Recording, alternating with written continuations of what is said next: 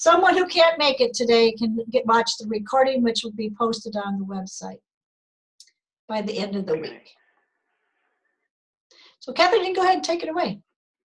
All right, well, let us get kicked off here, folks. I have the pleasure and distinction to welcome, I think it's 7 new members since we joined each other in the last huddle, if you can believe it. It's been a very, very busy month, and we're so excited about this. Let me just do a call out here for some of you that may or may not be on the line. I think some of you are. We have Southern Supports Agency out of Florida. Welcome.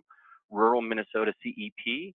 As you can imagine, out of Minnesota, Northwest Works Incorporated out of Virginia, Arapahoe Douglas Works out of Colorado, Pikes Peak Workforce Center out of Colorado, Southwest Minnesota Private Industry Council, also out of Minnesota, and we have an LLC, Ian Foley out of New York in the Buffalo area. Welcome all of our new members. That's amazing.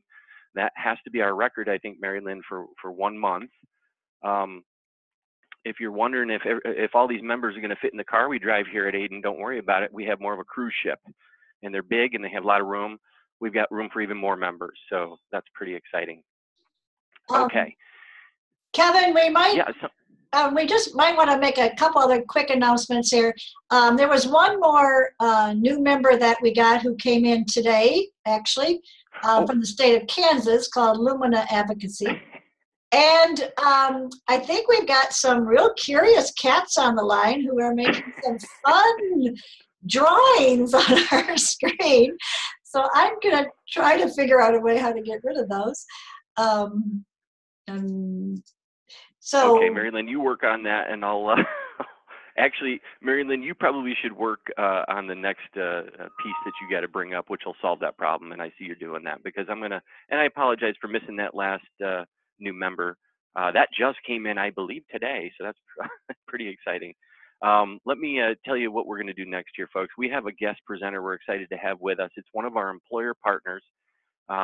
We have a handful of employer partners. We've been selective, but the ones that we do have are fantastic. And we're excited to have with us today Devin Hyde from Guidewell Financial Solutions. Some of you are very familiar with this. We like this partner and what they can offer us so much. We've built this service into our IWP so that you can clearly see how to make the referral to Guidewell. But Devin is going to share some information and a reminder really for all of us of the great services that Guidewell offers. And I think, Mary Lynn, you're pulling up a PowerPoint for Devin, is that correct? Well, I think Devin's going to try to share, and Devin's been unmuted, okay. So let's try a little sound check here. Devin, are you there? I'm here. Great. Says, yeah, I cannot start screen share while the other is sharing. We will take care of that right now. Oh, here we go.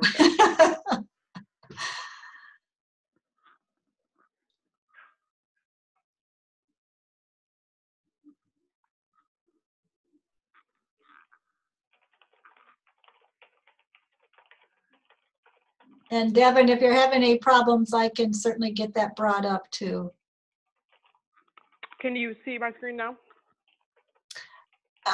Yes. Can everybody else see that? Kevin? Looks good. Okay, good. You're ready to go there then, Devin. Well, thank you so much, Kevin and Mary Lynn, for having me on today. We had recently connected and kind of seen the value in coming back on one of your calls to just do a refresher overview of our services and kind of how your clients and other members you work with could benefit from some of these services. So we are a nonprofit consumer credit and housing counseling organization based out of Baltimore, Maryland, but we do have 5 branch offices across the country, and we are licensed nationally. So we can serve right now every state except Rhode Island. And really, as a nonprofit, our goal is to help people reach their financial goals, be it reduce debt, build assets, improve their credit, buy a home, or avoid foreclosure. And right now, what we're seeing with the state of financial well-being in the U.S., and I think some of this should resonate with the folks that you work with, but we're seeing that people are getting by, but they're just not getting ahead. Right now, 1 in 4 jobs in the U.S. are low wage. Here in our office, we see a lot of income volatility. So that's folks that incomes vary from month to month, which both can make it difficult to pay bills, but also creates a reliance on credit. And we also see that wealth and home ownership are not improving. Some recent research by an organization called Prosperity Now has shown that 1 in 6 households have zero or negative household net worth. So we offer, as I said, a number of money management and housing counseling services to help people address these things. And they are budget and credit counseling, debt management, community education, housing counseling, student loan counseling, and bankruptcy counseling. Our core service, the budget and credit counseling, is a full financial review of an individual's financial situation. We look at their income, assets, debts, and liabilities. We also do a soft pull of their credit report. And this session tends to run an hour, and they walk away with a monthly budget as well as an action plan on how to address their financial goals. If we find through this counseling session that they are struggling from unsecured debts, we offer a program called a debt management plan. And this is a structured repayment plan where it's a voluntary program where the individual would make one payment to us that we then disperse to creditors on their behalf. And we work with these creditors to lower the interest rate. So through this program, you repay your entire principal, but you are saving a tremendous amount on interest over time. You pay out in no more than 5 years. The budget and credit counseling is free of charge, just that financial review, but the debt management plan does have a program fee, and that varies by the state you live in and the number of creditors entering the program. For housing counseling, we offer first-time home buyers or pre-purchase education. We also, for those across the country, we have a great e-learning course for that first-time home buyers called eHome America, and that can be found on our website. We also offer reverse mortgage counseling for those thinking about taking out a reverse mortgage. We help them decide kind of what, it's a very kind of complex process, and we help them decide whether or not that is the right choice for them.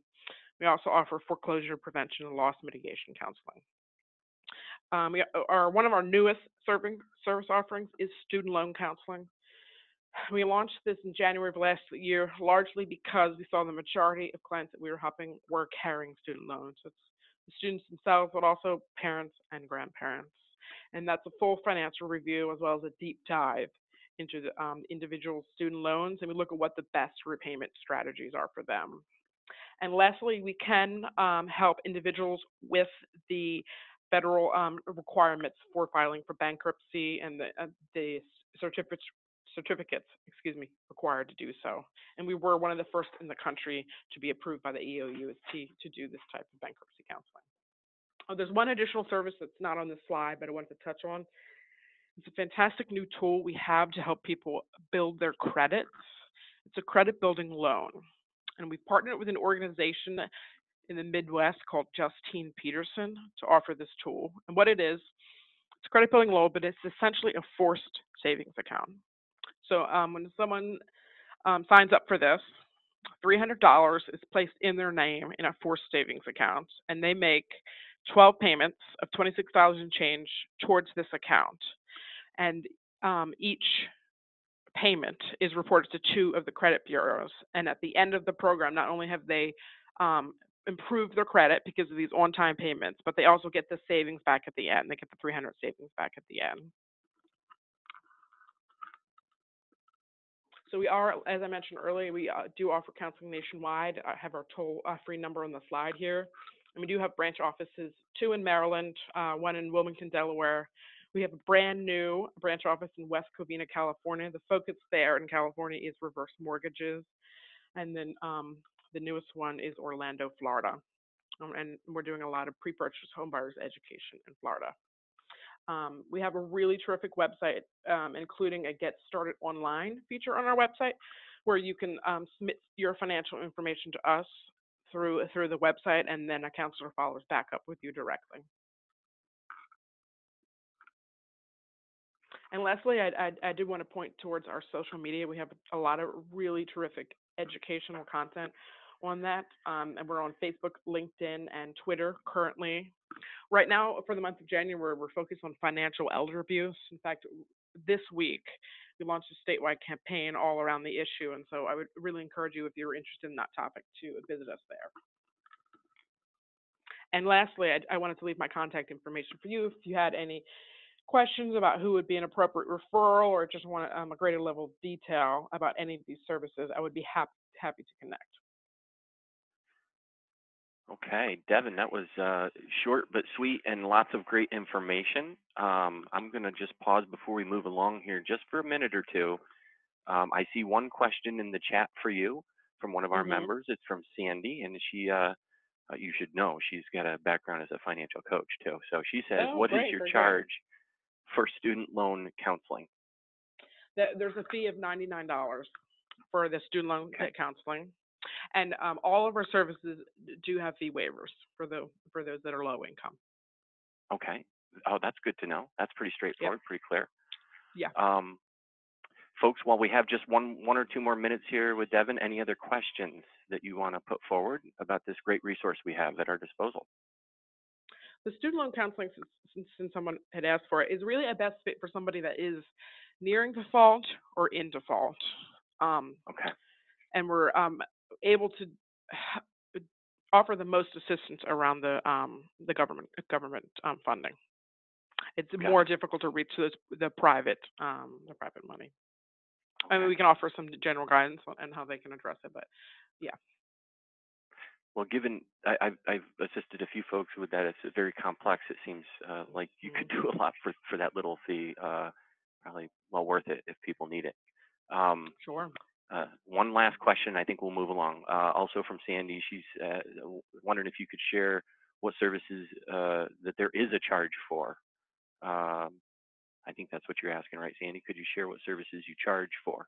For example, credit counseling. I think it's just a student. Yeah. So the budget and credit counseling is free, and so is our foreclosure and prevention counseling. Okay. Any specialized service. So that's the bankruptcy, the debt management, and student loan. They do carry a fee. But with all, as I mentioned earlier, with all of our services, there are fee waivers for low incomes. Excellent. Okay, Devin. Well, we appreciate you stopping by to give us a little update on our partnership with you and the services that people should be taking advantage of when they need them. Absolutely. So I think we'll move along. Appreciate that. If folks have other questions that didn't get addressed today, go ahead and send them to Mary Lynn and I, and we'll make sure they get right along to Devin, or you've got contact for Devin right here on the slide that just disappeared. But we can take care of that for you if you have any lingering questions. Great. Okay, now that we have the agenda back up, let's look at the next section here, which is data. I'm going to go through this kind of quickly because Mary Lynn has a more in-depth view of our stats now that we've had the whole year go by, and has done just a fantastic job putting together some pieces that we don't normally share. So, excuse me, in terms of our goals, which are at the top for this year, how we fared pretty well, folks, pretty well. We had a goal of 50 members. We have 54 at the end of the year. 50 states, I know that's not going to be met for a while, but that's always our goal. We knew we wouldn't make it last year, but we did make it to 23 plus DC, so that's pretty good, almost halfway there. We wanted 500 tickets assigned. We were hovering right around that at the end, and then there was a little shot in the arm at the end, and we got to 515 by the end of December. Technically, that number probably goes up because some were still in process that just recently got assigned, and I see a slew of them in pending status right now. I'll be dealing with after this call, in fact. Our participants currently employed, 44%. That's impressive, folks. The goal is 40%. We'd like to see everybody employed, but we got to be realistic about this, right? And I think, when you look around the table in terms of employment networks, that's a really decent number with an EN of our volume. So that's to be commended. The total revenue goal for last year was 300,000. We blew that out of the water, thanks to you all, our members, and collected 553,000. So really, not even completing by the end of December last year, our second year in operation. That's really impressive, and that's really a result of all of our work here. Our employer partners, we just heard from one fantastic partner we have. We had a goal of 10. We had 5 good, solid partners at the end of last year. The stats just below this really quickly, I want to show you that we didn't show before. This is kind of interesting.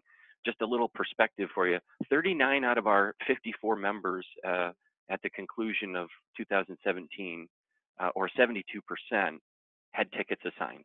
That's great. That's fantastic. You know, we're going to talk about our goal here, so that really plays into it. 17 of the 54, 31% have 10 plus tickets assigned. We got to work on that, but that's okay because some of that relates to members and when they come in. And so if you came in at the end of last year, we didn't expect you to immediately have 10 assignments, obviously. So it takes, you know, we got to take that into account. 61% of members have participants employed. That's also a very good stat that we're proud to report to you. Next, we're going to look at our goal. Remember our goal way back we set, even at the time when we originally talked, maybe in a introductory call, what we expect of members is not that you give up everything else you do in your agency just to focus on ticket, but we're looking for 10 tickets that each member has assigned. And you can see we drew the red line, folks. Don't let that scare you if you're on the other side of that red line, because we can adjust that pretty easily, meaning we'd like to get you on the top of that red line. And that red line basically shows members that have at least that goal of 10 tickets assigned by the end of 2017. Pretty good. We're doing pretty good. But you can see that there's some that are close and moving in. And a lot of these folks that have been maybe with us a while, I've seen movement towards the end of the year. They were really trying to bump them up, and I know you're still working on that. Some folks, again, are fairly new. I'm looking at some of these names in here. Some of those folks are kind of new and still building that caseload, so that's to be expected. Next, Mary Lynn also for us polled the number of participants that you have assigned, and also shows in this chart the number of people employed, which is the goal of the ticket program. Since it's an outcome-based program, that chart right there is of utmost importance. How many people do you have employed? Because we don't get paid until people get employed at the requisite levels and the benchmarks we need to see them at to get payments. Sandy, I think I saw you on the line today, so you don't have to listen to me congratulate you on a recording. Good job. Sandy's got 35 people employed, pretty good number of tickets assigned there too, as you can see. Umholtz Consulting right behind you, Sandy. Not that it's a competition, but hey, let's face it, we're human. We like to see how we stack up. I think, you know, whenever I see people getting employed, it's exciting. When we see this level of people getting employed, it's really exciting.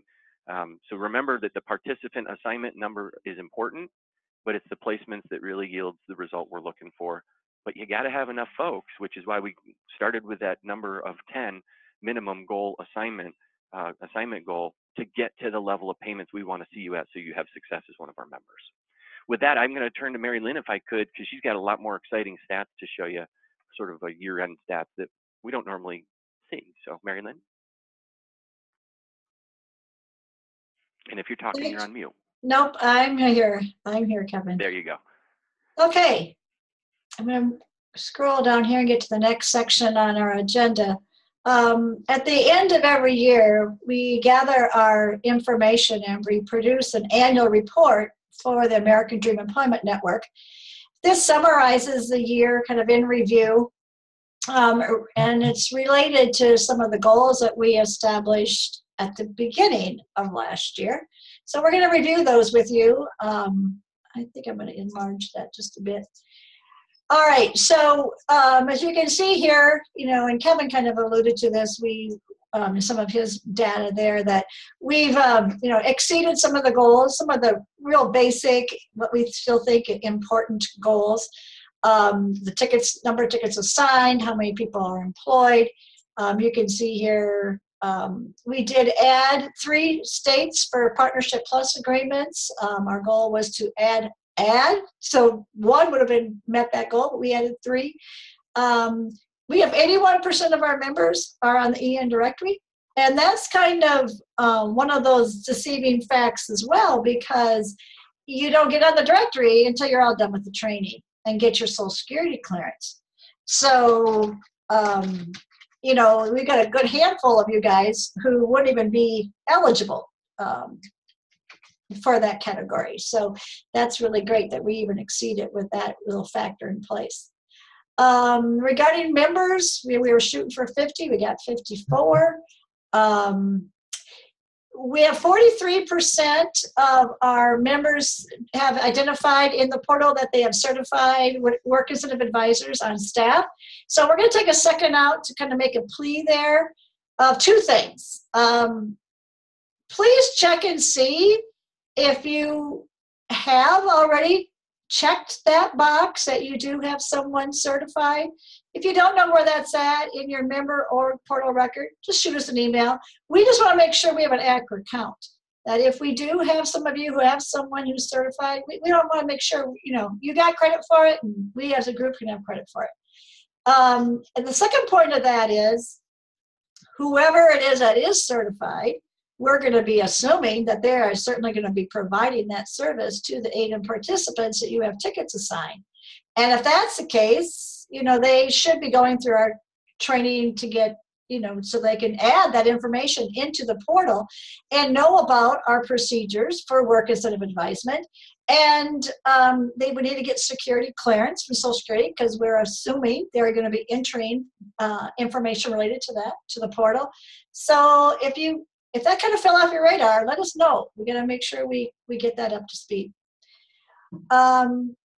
Kevin mentioned a little bit of these couples that we have not met. A little of them have to do with, multiple factors, and we're working with each of you so we can get you up to at least that 10 ticket milestone. We're glad to say that even though we had a goal of 10 employer partners, we've got 5 on board, got a couple more pending, but this is really the cool thing. When you take all of those that we currently have and combine, it really, they represent multiple employers across the country, which if you add them together, it's over 900. Matter of fact, I think it's over 1,000 employers nationally. So yeah, we may not have 10 individual contracts, but we certainly are collecting a relationship with a lot of employers across the country. This next chart is something that we collect every quarter. It just so happens to be, this is the one now for the quarter ending the end of December. But we find this information pretty fascinating. And we rely on you to have not only complete information into the portal, but accurate information. So if someone's employment changes, either they get a job and you haven't put that relationship into the ADEN portal, or they maybe get a raise increase, or their hours of work per week has changed, we need to have you keep that up to date. But we are pleased to report, according to what we have in our data, 16.07 is the average hourly wage. We're very pleased with that. We all know we've got individuals who are you're supporting who have everything from a GED up through some college to bachelor's, master's, doctorates. We have a whole wide range of different educational backgrounds and a wide range of past work experience that really allows individual to get some good paying jobs. The average number of hours worked per week is 29. Some people for the Ticket to Work program might be a little bit concerned. Oh, what are you doing? You're keeping people under full-time work. But when you look at the hourly wage and you do the math, we're not parking people like under that substantial gainful activity level. So that isn't, if this hourly wage was lower, we would be concerned about that, but we're not. Again, Kevin mentioned some of these. Look at here, folks. We have 42% of the participants that we've gotten payments on 42% of them. That's terrific. That's a total of 1,030 unique payments. And this is a factor that may not be as important, or you may not see the value in it as much as maybe Social Security would, and that's a payment type. So there's 3 different categories of payments, and 2 of those categories are called milestones, which indicates the person's still getting a benefit. And then there's outcomes, which means that individual is no longer getting a cash benefit check. And so 46% of our outcome payments reflect those individuals at that time were not getting a benefits check. Social Security likes to see these numbers be like 50-50 or have the outcomes a little bit higher than the milestones, but we're very close, so that's good. of those 46% payments that are outcomes, that represented 59 different people. It wasn't just like 5 people that they were on.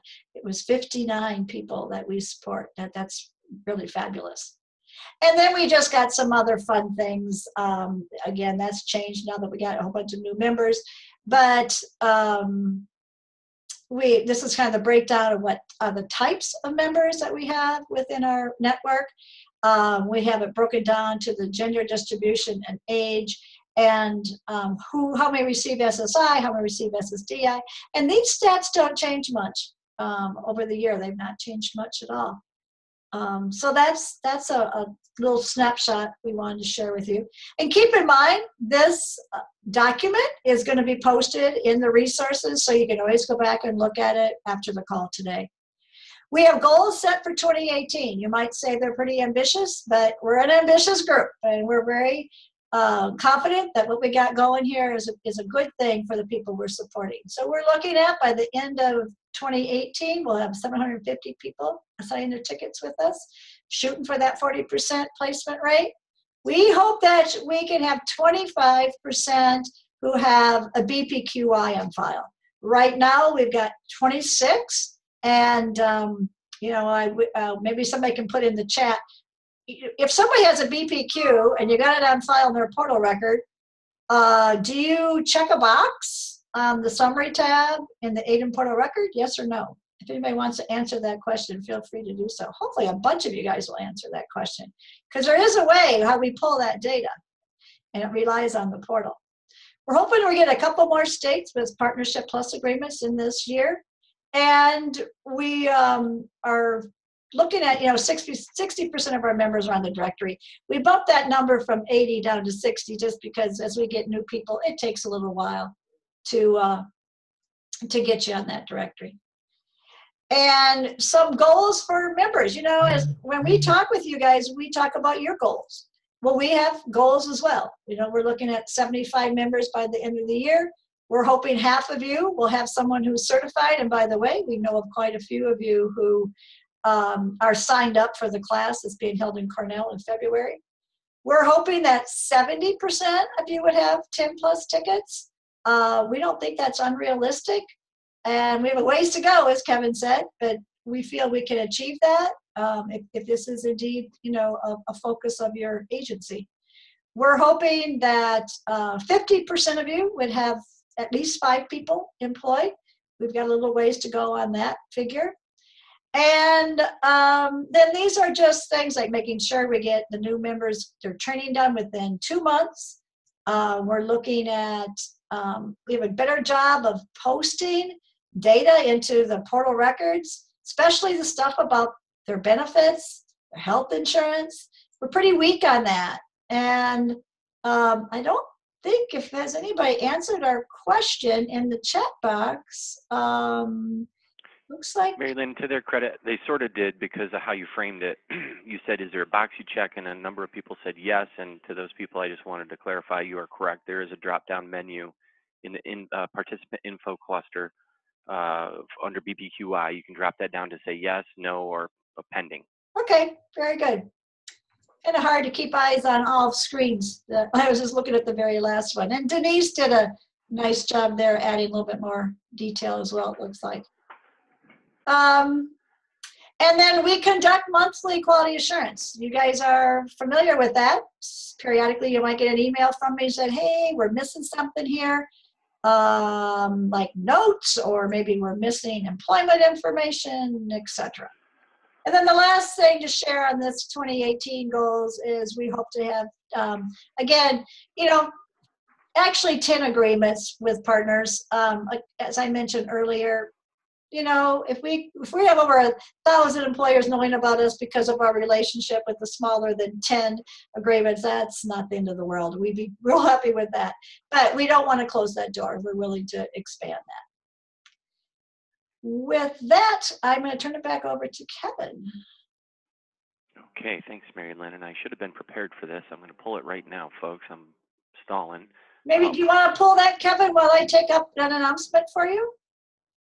Yeah, if you could. Sure. So we'll come back to the update on the 222 forms. Let's talk a little bit about, we have a new employer partner, direct employers. They joined ADEN in December. And remember when I just mentioned that we have over, like 900 to 1,000 employers who have a connection with us? Well, direct employers is making that happen for a lot of them. Information about them is found on our website under the employer section. And they have a very strong focus on federal contractors. Direct employers will be presenting at our February huddle. So please get that date on your calendar so you can hear about them and how they can help you with assisting your participants in their job search. It's going to be another great job bank and resource to tap into. I'll keep going here until I get a cue from Kevin that he's found what he's looking for. I'm all set, Mary Lynn. Actually, okay, go ahead. Take it back. Let me jump back. So, folks, we are currently at 50 records with the 222 completed. That's the security awareness training that Social Security calls this form. It's basically a one-pager that gives you information about how you handle the PII that we're provided. You have to agree to that. We have to do this annually. And unfortunately, annually, we have to hunt you down for this. Now, we have 50 of our 85 members on record here with this completed. In all fairness, we have a number of new folks that came our way that I wouldn't expect to have that noted. So I don't expect the full 85 to have that done at this point. But we are missing some folks that should have this in. If you've been with us since any point last year, you're not a brand new member, this should have been an announcement you got, and we need this. We need this so that you can continue to have access to our portal. Let me just help give context to this, how serious this is. If Mary Lynn and I do not submit this form annually and not a few days late prior to the deadline, we will have our access stripped from the SSA portal, which would halt all of our business immediately. So just to give you a sense of what it's like on our side of the fence, if we don't have that done, that's how seriously SSA takes that. Technically, we really should pull your access if we don't have the SSA 222. We can be a little more flexible with you, but what I'm saying is please get that in. If you're somebody that has not sent that yet, you're having trouble figuring it out, let me know, okay? Email me, and we'll get that in your record. We've got, I think, most of them in. There might be some people, and if you're a point of contact, by the way, and you know there's somebody else in the agency that might not be paying as close attention to this, remember, as the point of contact, you have to get this message out to others in your agency that have clearance. Anybody that has clearance with us has to have the 222 signed. Okay, so that hopefully, not to put a dark cloud over that, but we just want to get this wrapped up and done and behind us. So if that is not done, please let us know. We'll probably send another email notice, one last notice to the folks that did not get this sent to us. Hey, Kevin? Next. Yes, ma'am. Kevin, if I'm a member, how would I know that you got my 222 form? Oh, that's a good question. If you go to your record, we know there was a complication with checking the tag in a record. There's a tag. You know that there's at the top of your record all those things you can click on, right? From notes to activities, and one says tags, okay? You can go to that tag and check and see if it's tagged and says SSA 222 2018. You can't tag it, we did. If you submitted it to us, we tagged your record. That's how you'll know it's complete. And it'll also be found in notes. If you have it completed, it'll be in the notes in your record. So pretty straightforward. That's how you find it. Good question. As far as announcements we can carry on with here, we often get information from members. This is happening. What do I do? This is a question I have, and we bring these to you in this format. One of the questions we got is when we're calling the helpline to find out if a beneficiary's ticket is assigned, we were surprised that they were asking for our DUNS number. We really didn't think that would be necessary, but occasionally that is happening, even if the beneficiary is there with you. So if that does happen, it's not a big deal. You actually have our DUNS number. It's embedded in the IWP template. So if you're wondering where to find that, that's the easiest place for you to get that. So you'll have it if they ask for it. That's the point. As far as Huddle reminders, we got a couple requests, probably more than a couple, about how do we know when this is, and we think what we've done is pretty easy in terms of how you connect here. It's the same link, folks. You just have to use the same link. You just have to show up at the right times for our trainings, but you're using the same links for our trainings and our huddles. In fact, I think for everything now. No, I don't think. I know. So for everything, we're using that same link. So that's how you get there. Just know that we're going to send an email, and when I say we, Mary Lynn is going to send that. Thank you, Mary Lynn, with an attached calendar invitation. So just pay attention to those, and that's how you're going to know what's coming up. I would keep this link handy if it's something that you're having a hard time finding in our portal, but you can also find the link to our trainings right in the quick links in the portal if you're logged in to the left. Next, an announcement on WOTC. For folks that don't know what that is, that's a work opportunity tax credit. It's available to targeted groups, including people that receive support through the Ticket to Work program. This is a credit for employers if they hire people with disabilities in any of those targeted groups.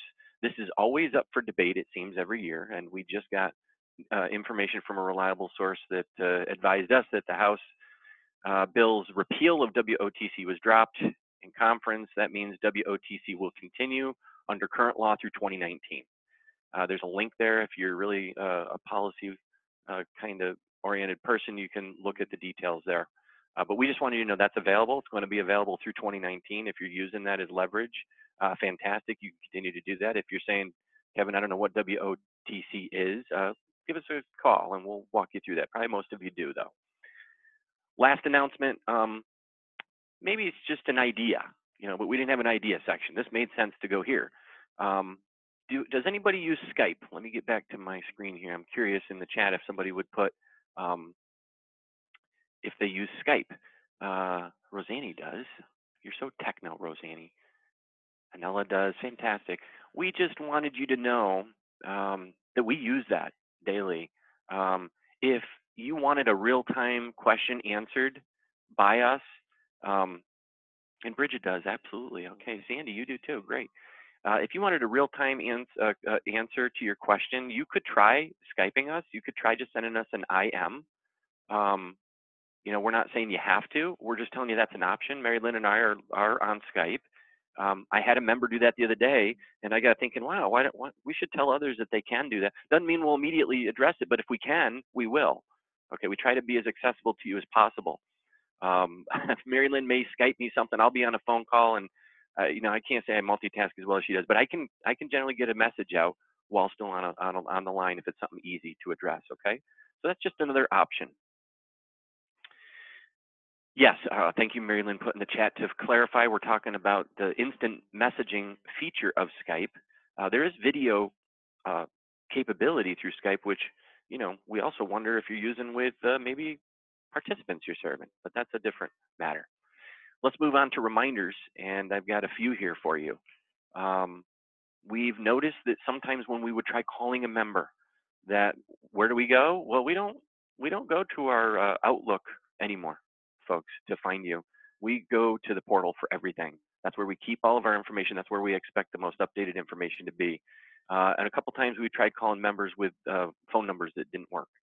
If you can be so kind as to make sure in your record, that's the member org staff record, that's you, that your phone number and address is correct and so forth, that would be great. Remember, there's one other place to check. That's your member organization record. That's the record that will be where all your participant relationships are listed and everything's connected to that member org record. That's the other place you'd want to check and make sure those phone numbers and email addresses and or physical addresses are up to date if you would. Just in passing, if you can kind of make sure that these records are correct. Next, in terms of employer contacts and privacy of our participants, I just wanted to let you know, if we need wage data or something, we try everything in our power not to have employers know that we exist. That's a very different model than a lot of employment service models that exist today. We know that. But through the ticket program and through this sort of competitive placement model that we have here, it really doesn't make sense to disclose that we're part of the process here for participants in most cases. There are exceptions. if you're going to advocate for the person to use a work incentive, for example, that requires employer interaction, well, that's an exception, and you would get that invitation from the participant. I would always address this with participants by saying, look, if we use this incentive, the employer is going to know that we're doing this because we have to get them involved. So it's always with the participant's permission first. The truth is, folks, we have the right as an EN to request wage data, but we just don't feel right about connecting with employers.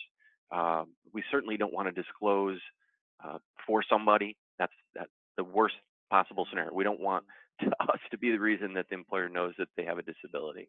Just a general notice, okay? It doesn't mean I'm pointing at anybody. We just thought that'd be important to get out to you. As far as services documentation, you guys are doing great, and Mary Lynn knows better than I that you are, because she handles our QA reports in the backdrop there, and she said you will see an email from her occasionally. You do, and it's a good thing that we're watching that, because sometimes we all need reminders. But please just make sure when you're entering services that you only use participant services when you're providing a service, okay? So it's for people that are assigned too. This is not something we want you to enter in a pending or a potential record. Just put those services in for folks that are assigned. And next, I think for that, Mary Lynn, any other thoughts on that? I think that's all we wanted to get across there on that. Yeah. There was some folks putting, go ahead. I might just clarify kind of the reasoning behind these two bullets. Is when we do a quality assurance review, we query the entire portal for the given month that we're in, and we'll say, what records have a participant service? So if you start using participant services for people that don't have an assigned ticket, it throws us off, because all of a sudden the name's going to appear and go, well, wait a minute, we don't even have that ticket assigned. Well, we found out later it's because they're not assigned yet. So keep that only reserved for people who have their ticket assigned, the participant. And that second bullet, I might just take two, Kevin, because it might not be Go ahead, clear. Go ahead, Mary Lynn. Okay, because when you pull down that screen where there's participant services, you have an option. There's also an option. You can choose a phone call or a meeting. But when we're talking about delivering a service, that's got to be tagged as that participant service. Use that. You can put within that, you can say you talked to them on the phone or you emailed them. There's another little place to do that. But if you just go to phone call or a meeting, I'm not going to query it when I query participant service. So it's got to be the type of activity. And if you have questions about that, let me know. And I've been noticing a few of you are getting kind of caught in that. So we don't have we can't say that you did anything because it's not being pulled by our data. So I might be pointing that out to you on an individual basis when that comes up. So please just remember, participant services is the feature you have to pull on that down menu. And there was a good reason I wanted Mary Lynn to go ahead and take that, because she's the one watching for this. And I'll be honest, folks, I got confused about that too when we first switched to this and we were testing this. And I have a feeling I'm guilty, Mary Lynn. I might have had one in there under a different category. So I guess what makes sense to me is that there's sort of a top level that you want to choose that's participant services. Within that, once that window opens, you could choose that it was a meeting or a phone call. But let's make sure that the top level service is participant services, so Mary Lynn can find it when she's querying our notes. You're correct. And if we've got time at the end of the call, I'll do a quick view for that for folks. Okay. But that's very helpful, because I know I got confused on that too. If you are, don't worry. We're doing good in this transition, really, to how we're keeping notes now, generally. Email accounts. We have noticed, now I noticed this right out of the gate when we assign a ticket, because I'm generally the one that's going to send the welcome email to our participant once the ticket's assigned. We've noticed a number of plans that don't have an email filled in. And now you might say, well, we're going to work on that later. If that's the case, that's fine. But I just can't imagine anybody conducting a job search today without an email, right? You can't. I don't know how you can, because if you're applying online, you got to have an email to be connected to. So if people are having trouble with that, like figuring out how do I set up an email, I mean, it's pretty easy. There's lots of places you could go to. If you're referring somebody to the job center, or they're already working with the job center, I know they do that a lot there. We have another link here. GCF Learn Free has some tutorials on how, and that's, by the way, I can't remember what that stands for, but that's a great place to get tutorials on a lot of other technology related software, etc. But if people don't know how to do that, you could send them there. Frankly, I think I'd just walk them through it if I was you, the member. And know this, if they do not have the email at the time of assignment, they're not getting the welcome message. And you need to make sure they get the welcome message, because in the welcome message is the desktop guide on work incentives, and also our employment and financial services guide. So we're really, cutting them out of a lot of great resources if they don't get that. Now, some members know that that's happened, and they make sure that they get that information to the person, and they're working on getting the email. That's fine. Okay, that is fine. I'm not saying you have to have it up front, but it sure makes more sense in terms of our flow and how we do assignments and how we get information to people. Okay, Mary Lynn, if I could turn to you. Sure. There is a comment there in the chat, that Anella pointed out. There is going to be some people that just refuse to get an email. And, I think you're going to have to make an assessment there. If they're already working, I mean, we do have a few people who don't have email and they're already working. Okay, it may not be a priority. Some way they got through this without needing to get an email. So we're going to have those instances. But, when we get a lot of folks, and it's not in the IWP, as Kevin mentioned, that maybe you're working on getting one, or you referred them to the local job center, or you referred them to the GCF Learn Free site to get an email. That's the folks we're talking about. And when they get an email, throw it, update their portal record and throw it in there for us. That'd be great. All right, training announcements. This is our 1 month in the quarter. We do have advanced training scheduled here in January the 24th.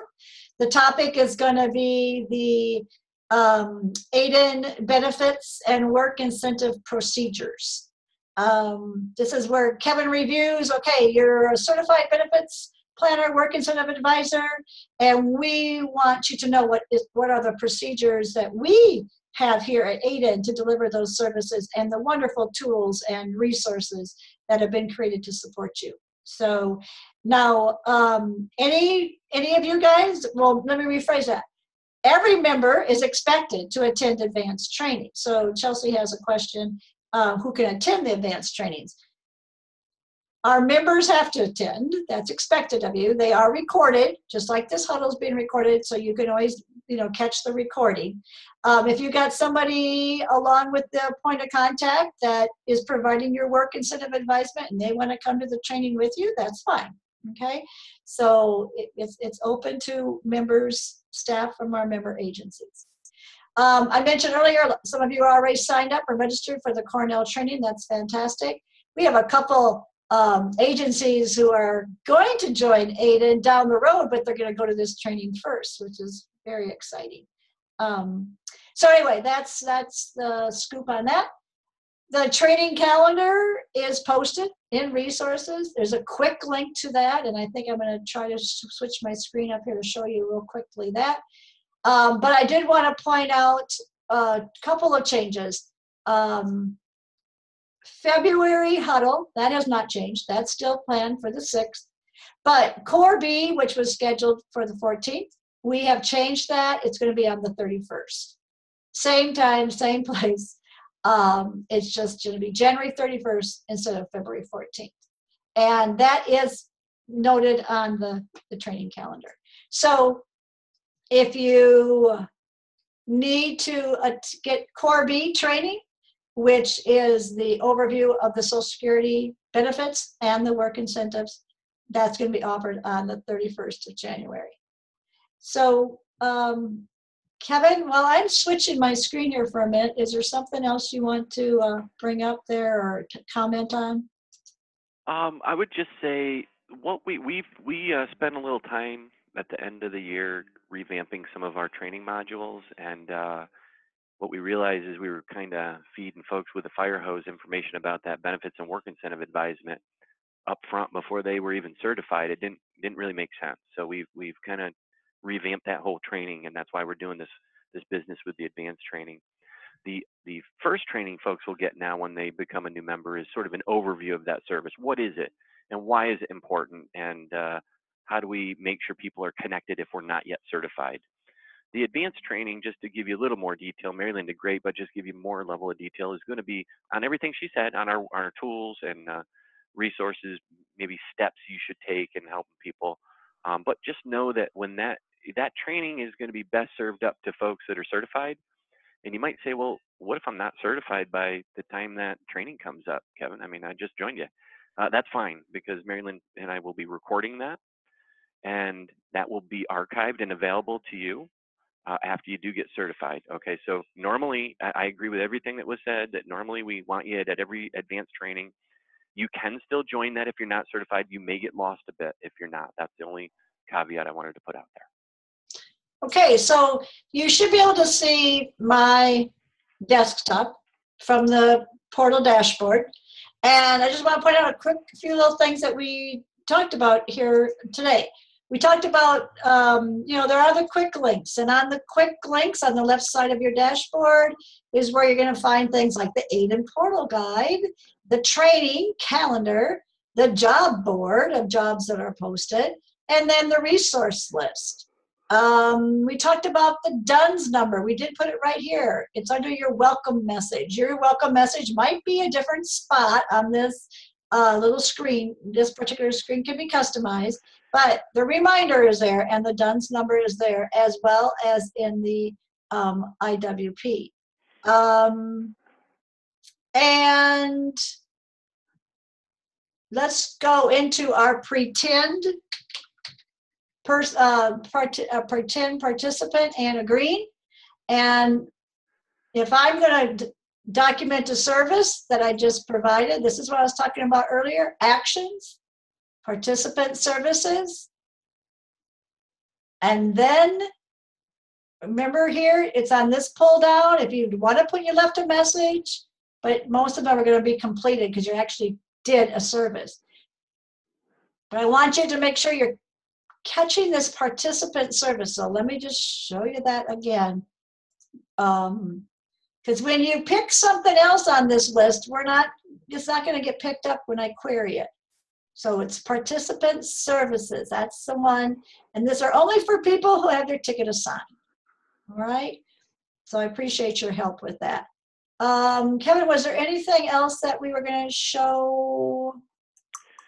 If you want, Marilyn, you could show them under the summary where you where you are now. If you could just scroll down to the participant info cluster, if people wanted to know, where do I note information about benefits and the BPQI, and maybe if you just click anywhere in that cluster and show folks how that moves right to an edit mode. Do you see where that box showed up? Marilyn just clicked there. Look what happened. It just went right into edit mode. Now, I will tell you, some folks have said, Kevin, I put something in there and I swear it's not showing up. That's because if you could show them where that save button is, Marilyn, on the way out of that edit mode, you really do have to click that button, or nothing that you did in there will be saved. But that's where all that information is about benefits and BPQI, SGA level, which is so important to your stats working correctly, and then the bars, the benefits analysis report that we're going to get to. We're going to start being developed too, but we thought we'd start with the basics.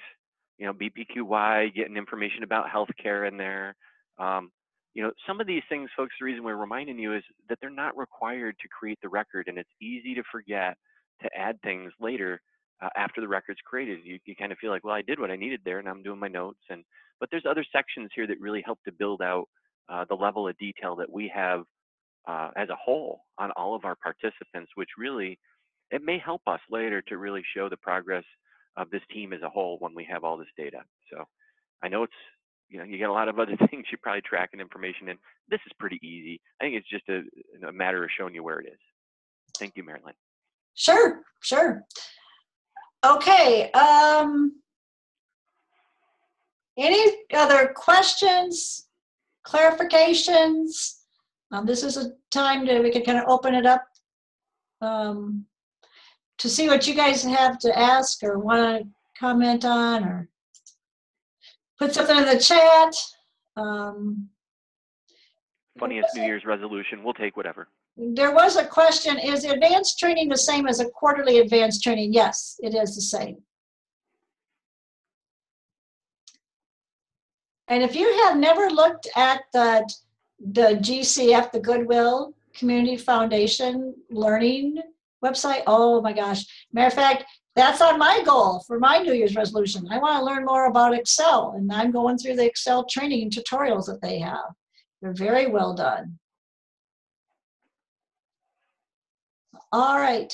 Well, Kevin, do you, I'm going to just go through the list of who all attended to make sure I got everybody's name down. Maybe you can give some closing comments, and then bring it back to me, and then I'll shut it down. Well, it's always exciting to see this grow. You know, our platform, at one point we had a meeting and we outdid it, the platform. We fixed that since then. So now we don't have that limit for the number of people that can join, which is a good thing based on who's on the call today, and just seeing all of our members really taking this seriously, being part of this, to listen to these announcements. We appreciate so much. I want to tell you, out of the gate for 2018, we're so pleased. We've assigned, since we came back just last week, 15 tickets. So, you know, that's pretty impressive. That's a lot of work, and that's a lot of effort that was going on prior to that. You know, and I know I've heard from many members who are telling me, I've got several tickets, or I'm going to get more tickets in. So, I just really think that goal that we put out there in front of you for this year, for assignments and for your goals as members, I think that's all possible. I think we're well underway to achieve that. The other last thing I wanted to note, based on what Mary Lynn said, that milestone to outcome ratio.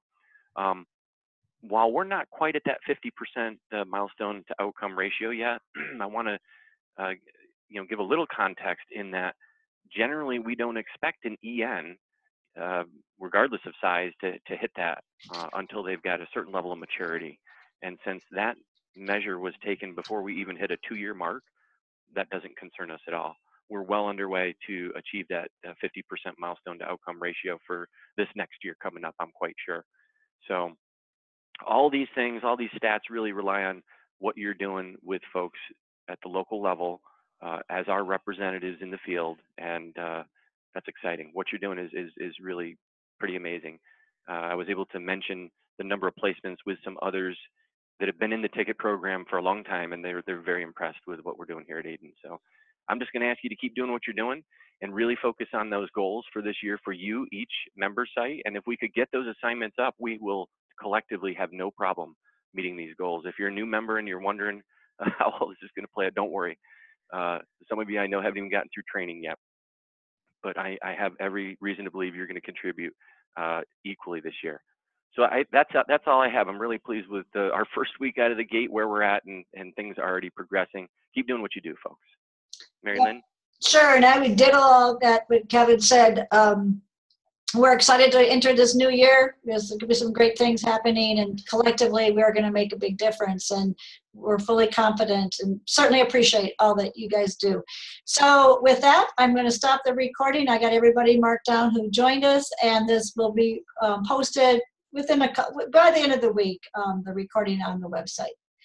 Let us know if you need anything. Have a good week.